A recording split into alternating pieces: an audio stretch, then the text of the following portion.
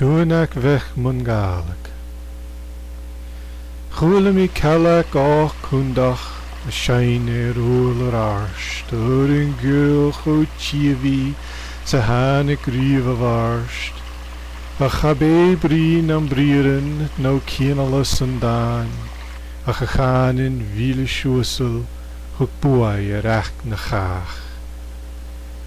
Is cín van cholas an rá, sé brít o vlád an ách go bheochas sgúlátir ar cánin an scachtaí. Is chané hí scríbig barstach nó hí cuar ganrí ceol ach hí ga tchechis gleil le baialach gis John. Ma sé cyn jún an gael, snach é mírún an gael a bachar stéim o chanin, sa cuar fáil chug na baun.